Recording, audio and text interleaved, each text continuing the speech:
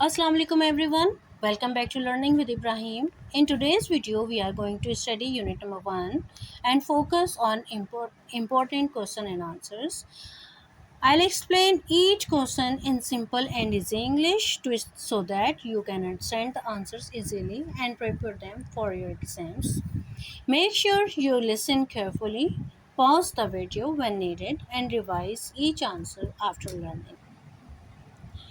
Question number 1 is Hazrat Muhammad sallallahu alaihi wasallam social reforms for women, orphans and slaves.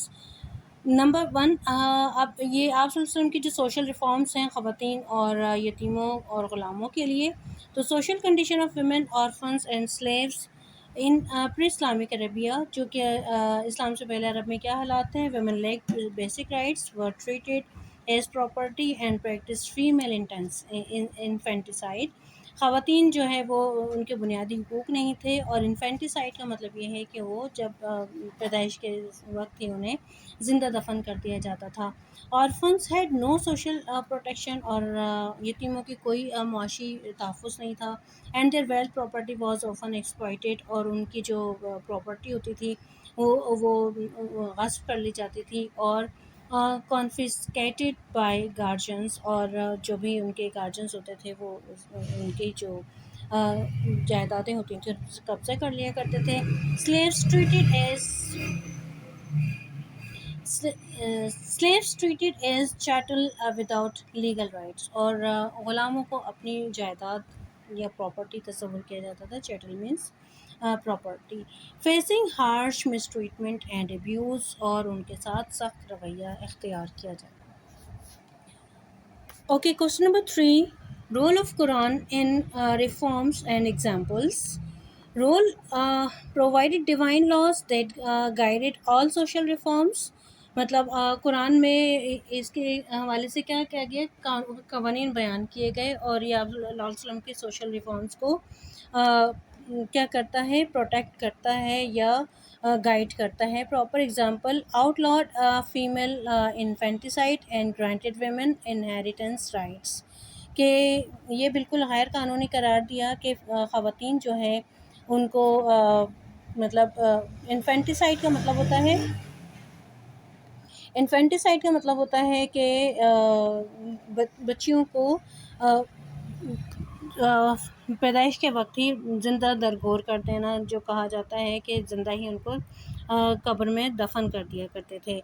इसके अलावा है emancipation of slaves, ग़ुलामों की आज़ादी, और declaring freeing slaves a great act of worship, और ग़ुलामों को आज़ाद करना जो है एक मतलब इबादत का ज़रिया बनाया, डिक्लेयर किया गया कि ये ग़ुलामों को आज़ाद करना एक इबादत है. Required freeing slaves as punishment exploitation for sins, और ग़ुलामों को आज़ाद करना जो है वो गुनाहों से आज़ादी का सबब बताया गया कि ग़ुलाम आज़ाद करने से सवाब मिलता है और आपके गुनाह माफ़ होते हैं.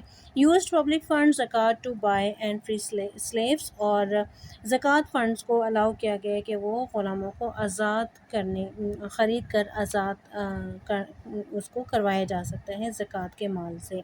फिर है ह्यूमन ट्रीटमेंट, बरादराना रवैया ग़ुलामों के साथ. Requiring masters to feed clothe them equally, मतलब आका जो है वो वही पहनाएगा जो ख़ुद पहनता है, और वही खिलाएगा जो ख़ुद खाता है. Forbade physical abuse and respectful titles, और इस बात से मना किया गया कि उनको जिस्मानी तकलीफ़ दी जाए या उनके साथ गैर मुनासिब रवैया अख्तियार किया जाए जो उनकी इज़्ज़त के ख़िलाफ़ हो. और इसके बाद है number 6, moderation relevance of reforms.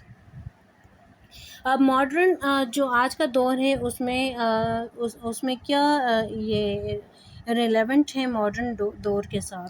तो मॉडर्न दौर में equality, no discrimination by race और क्लास, آج بھی مطلب جو بھی سوسائٹی میں رنگ اور نسل کے بنیاد پر مطلب کوئی تفریق نہیں کی جاتی، اور human rights, fair treatment for workers, women and minorities, اور مائنورٹیز جو ہیں ان کو تمام انسانی حقوق برابر ملتے ہیں، اور ان میں کوئی بھی تفریق نہیں کی جاتی۔